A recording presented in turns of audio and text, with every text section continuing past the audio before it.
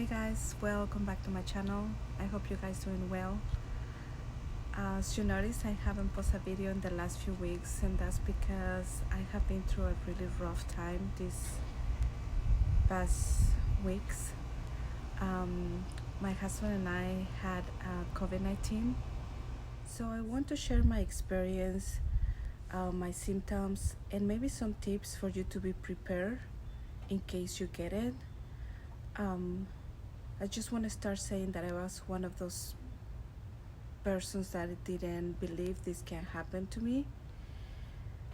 But you keep hearing that it gets closer and closer to you, than your friend, your other friend, and that's exactly what happened. One of my friends tested positive. She told me she tested positive, and right after she told me, I start feeling this tickle in my throat, and all I kept saying to myself is that it's not possible. It's just because she told you, and now you getting it in your head, but it's nothing. So calm down. And then it kind of went away. That was like, let's say, like about 3-4 weeks ago, over the weekend. Then by Wednesday, I start having a really strong running nose, sneezing, and I thought it was my allergies, because I do suffer from pollen allergies. And I was like, yeah, it's just my allergies. No, it's not COVID-19. So people at my work kept telling me that I should be get tested, but I was in denial. I didn't want to get tested. By Thursday, I lost my smell and my taste. And I just kept thinking that even if it's not my allergies, there is no point for me to get tested. Whatever. I still function right. I was a little tired, but I just didn't think that it was something to the point that I needed to rest, so that I needed to get tested, because I was functioning fine. I was wearing my mask and keeping my distance from people the whole time, because I was just in case this is actually COVID-19. I just don't want to be close to people. But I kept doing my regular activities, other than just being a little tired, but that was it. Then by the end of the week, I start having a really strong pain in my right leg. And it was so strong, this pain, that I couldn't do my regular activities the next day. By Sunday, I just wanted to be in the bed, and I had to call my doctor. When I called the doctor, they start making these questions about if I have any COVID symptom. They ended up sending me to the test, even though when I didn't want to do it. That was one of the requirements. So I ended up doing the test, and when that happened, I thought that my leg, it had nothing to do, that it was just a coincidence that it happened at the same time I was having these other symptoms. But it happened to be that actually that was one of the symptoms too. Some people is getting an arm pain, and some people is getting a leg pain.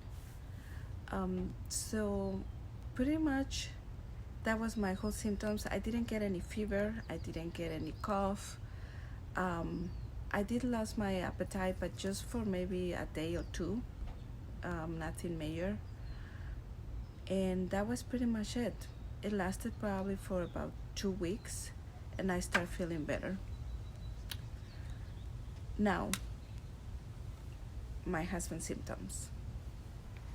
So yes guys, about my husband's symptoms, this was totally in a different level. It was really scary. He started feeling tired. Right after I start to feel a little better, because my leg is still hurting. But right after, he started feeling really tired, and I thought it was just after the weekend he didn't have the energy to continue. Even though when he barely gets sick, he almost never gets sick, but that day he told me he can go work. He doesn't feel good, and I didn't even think about he can be infected too, or he can have the virus. that was on Tuesday when he started feeling sick. At the end of the day, he was on fever. He continued with the fever through the night to the next day. I was giving him Tylenol and Advil. I was just exchanging every few hours. But every 2-3 hours, the fever kept going up. And the fever continued. He lost his appetite. He started becoming weaker and weaker. And the fever continued for 3 days, 4 days, 5 days, 6 days, 7 days, 8 days. The fever lasts up to 10 days. By the 8th day, he was really weak and he started having a pressure on his chest, and it was really difficult to breathe. This when it became really, really scary. By this time, I was already talking to doctors over the phone. They have given him already pills for the chest congestion, and they also gave him an inhaler. The inhaler, it wasn't really working because it was new to us. We didn't really knew how to use it.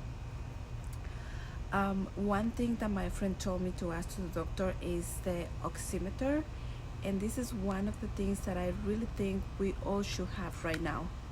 An oximeter is what is measuring your oxygen in your blood, and we should be 90 or over. If you are below 90, like if you are 89, 88, you already under the oxygen that your body actually needs to be able to breathe properly.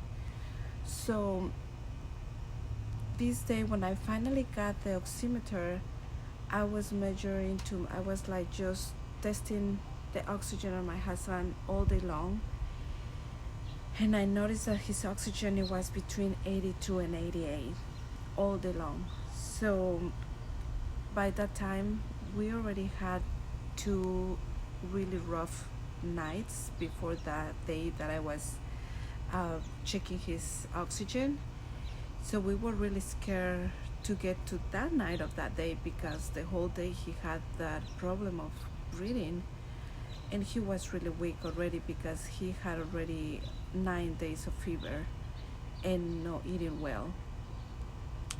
So I had to take the decision to take him to the hospital, and thanks God we just did it in the right time, because when we got there, he can barely breathe.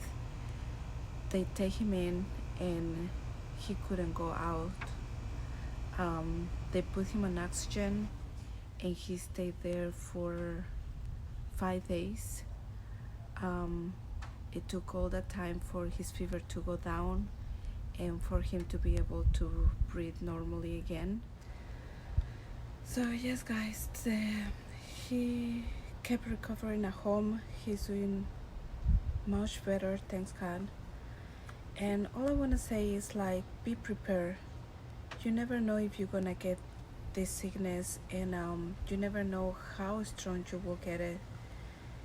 I think it's important that we all have a thermometer at home, that you have the oximeter, that you have something to calm your anxiety, like a CBD. The oximeter, I feel like, is one of the most important parts, because when the oxygen level starts to go down, there is really nothing you can do. You're gonna have to go to the hospital. And I guess it's important, good support, like talk to your friends, talk to your mom, talk to your sister, whoever you have that it can hear you. Talk to them, because this really puts you down. This is something that it gets too bad to you to make you so depressed, and you don't know if you're gonna come out of this, or if your loved one's gonna come out of this. Remember, this can get to anybody. even to the stronger or to the healthier person.